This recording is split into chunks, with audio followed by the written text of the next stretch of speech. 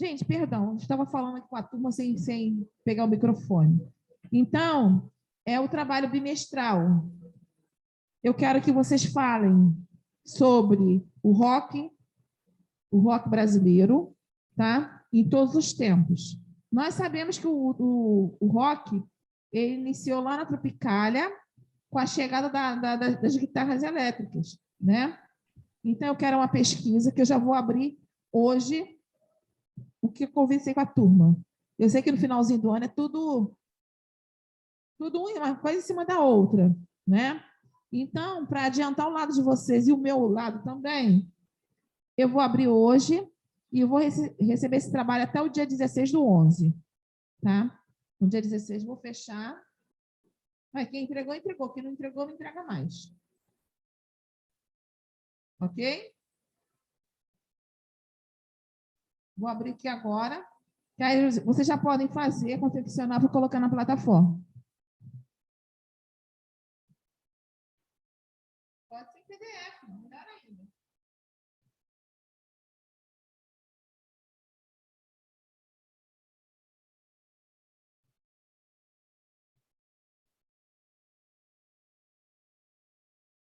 O que eu posso propor?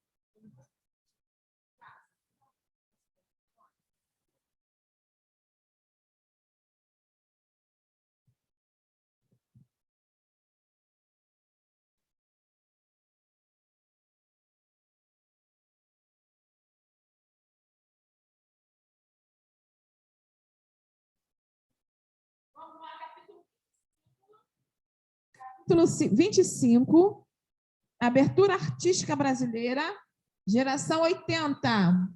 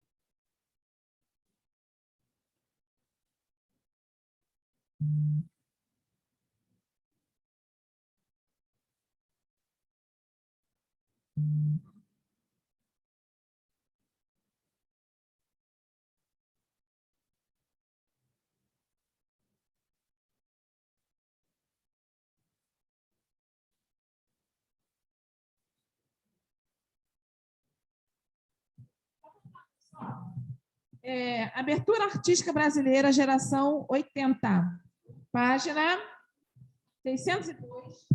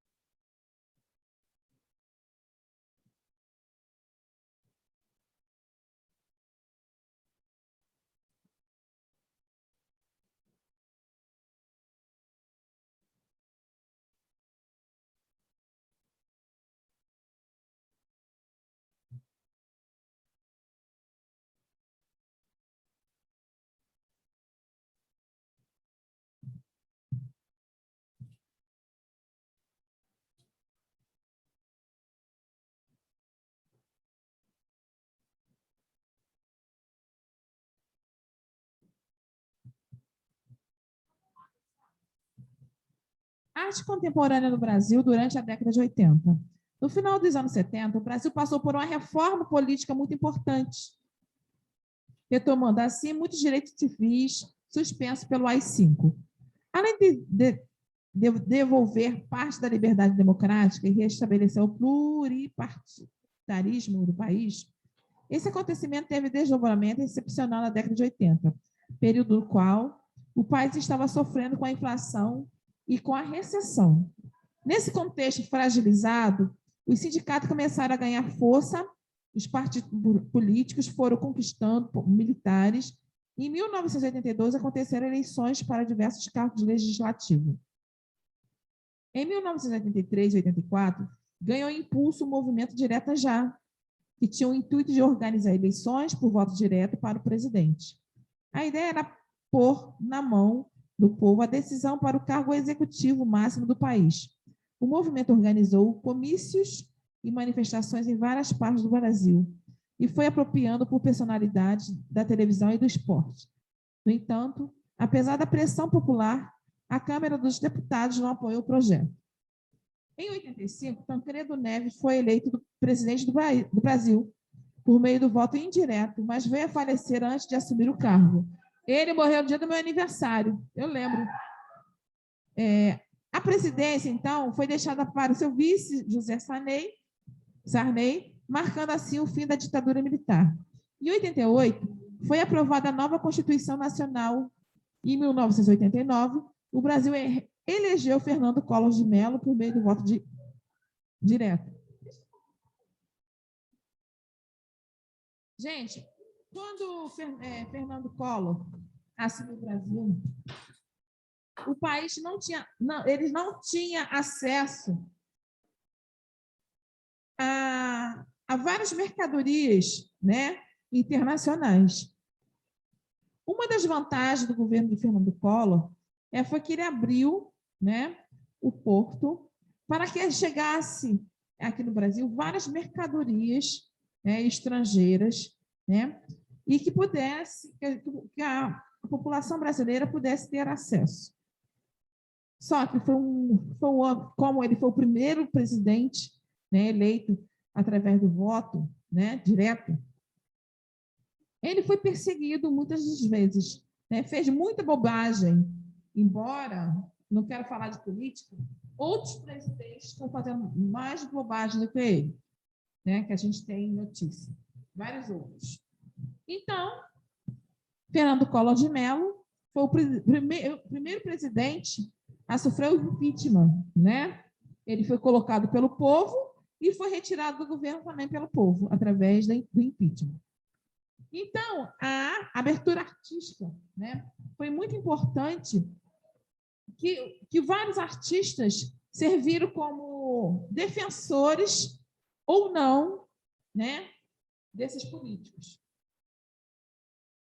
A arte, no meio da retomada da liberdade, voltou ao materialismo abdicado durante os tempos de repressão. Os artistas não tinham mais medo da censura, não havia mais a tensão da prisão pela livre expressão de ideias. A arte pós-ditadura estabeleceu um paralelo direto com a arte contemporânea mundial, usando a liberdade adquirida, explorando a multiplicidade dos materiais. A reabertura do país ofereceu um espaço propício para a difusão de uma arte que debatesse questões relacionadas à cultura de massa e à globalização. Os artistas da década de 80 deram novo vigor às práticas processuais e poéticas pessoais, respeitando o individualismo, integrando as possibilidades oferecidas pelo intercâmbio entre a tradição e a atualidade. A arte brasileira contemporânea não se distancia da arte contemporânea mundial. Muito pelo contrário, elas se integram e complementam, pois é um mosaico de diversas referências que confere à arte da atualidade com sua complexidade e suas infinitas possibilidades poéticas. A pintura pós-ditadura se posicionou no mundo de arte como uma proposta de quebra dos antigos valores primados nos anos 60. Com a retomada da pintura, o interesse dos artistas era questionar o suporte, acabando com os resquícios tradicionalistas que carregavam a linguagem deste. Rio de Janeiro e a geração 80. O Rio de Janeiro foi um espaço responsável pelo desenvolvimento da nova geração de artistas que surgiram após a ditadura. Foi a Escola de Artes Visuais, no Parque Lage, que foi fundada por Rubens em 1975, no antigo casarão do armador brasileiro Henrique Lage. A Escola de Artes Visuais no Parque Lage, como também é conhecida, se tornou um centro de experimentação estética na década de 70 e nos anos 80 se tornou um reduto de liberdade criativa e a central da produção artística no Rio de Janeiro, sem a mais temer a repressão ou censura. Os artistas retomaram a pintura e a arte figurativa sem medo, com a obra que remetia à pop art e à figuração da pré-ditadura, ainda influenciados pela arte conceitual dos anos anteriores, mas agora com mais espontaneidade. Então, gente, quando a gente falou do modernismo, né, enquanto lá em São Paulo tinha aquele evento, né, a chegada do modernismo, e aqui no Rio de Janeiro, lá no Parque Lage, tinham os artistas, né? Eles lutavam com a chegada do modernismo pela maneira que chegou aqui no Brasil, né? Porque você sabe que desde então os paulistas têm a rixa dos cariocas e os cariocas têm a rixa do paulistano, né? Então, eu acho que se tivesse uma conversa melhor, eu acho que se unissem, né, os cariocas e paulistas, o modernismo ia chegar com mais força. O fato que marcou o nascimento dessa nova onda carioca foi a exposição Como Vai Você, geração 80, que apresentou ao mundo 123 artistas, muitos dos quais que se destacaram no cenário nacional. Beatriz Milhazes, Cláudio Fonseca, Daniel Senese, Jorge Guilherme Filho, Chico Cunha e Leda Catunda. Iniciaram suas carreiras e outros, como Leonilson, ganharam espaço como mostra. Aí fala da exposição Como Vai Você, que aconteceu em 14 de julho de 1884, e ficou em um cartaz durante um mês no corredor da escola. A mostra atraiu um público, aproximadamente de 15 mil pessoas, enquanto esteve em cartaz. Beatriz Milhazes foi uma das artistas reveladas na exposição do Parque Lage. Atualmente é dona de uma técnica apurada, reconhecida até por quem acha suas obras repetitivas. Tá? Então, aqui, vamos assinalar em Beatriz Milhazes. Aqui tem uma obra, a instalação de Beatriz Milhazes, no metrô de Londres. A Bienal de São Paulo, da Grande Tela. Aí é que fala um pouco do rock. O rock na década de 80, tá? Foi quando chamada.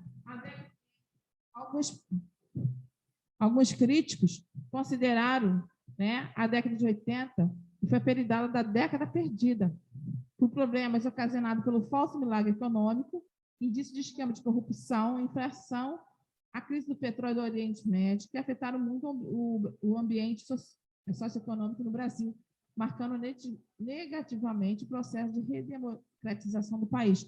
Gente, naquela época, eu lembro que algumas pessoas que tinham dinheiro guardadinho, né? Essa crise tomou o dinheiro. Por exemplo, se alguém tinha 10 mil, eles deixaram só R$ 1.500. Eles tomaram o dinheiro do povo mesmo. Então, foi uma crise. Oi?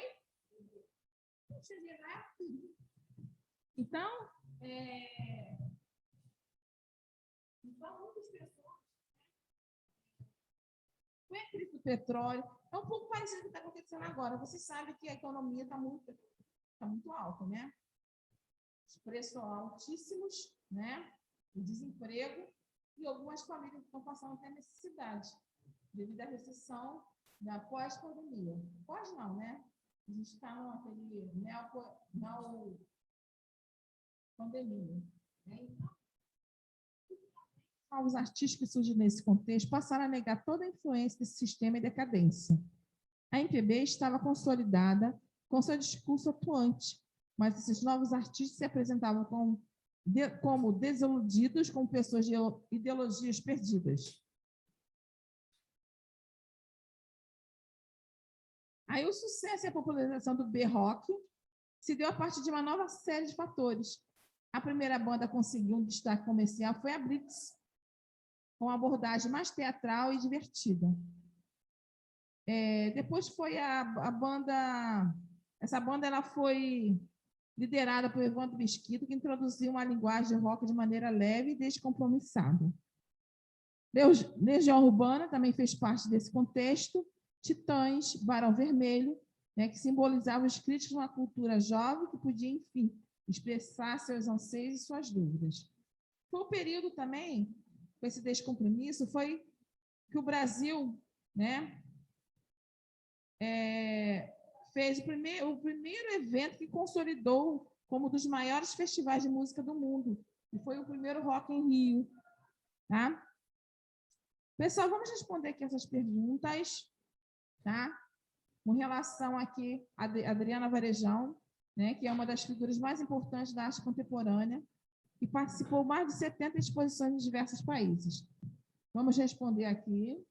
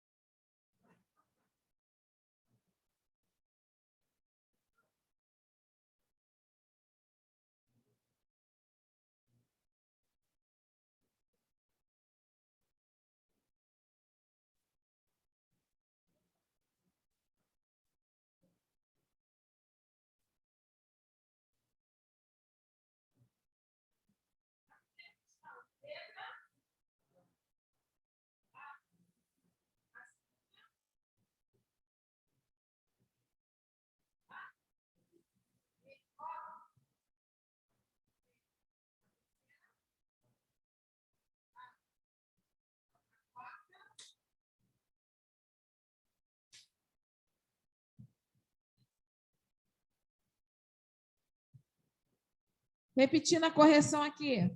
Número 1, A. Número 2, B. A número 3, A. E a número 4, A. Pessoal, um beijo, um abraço e até a próxima.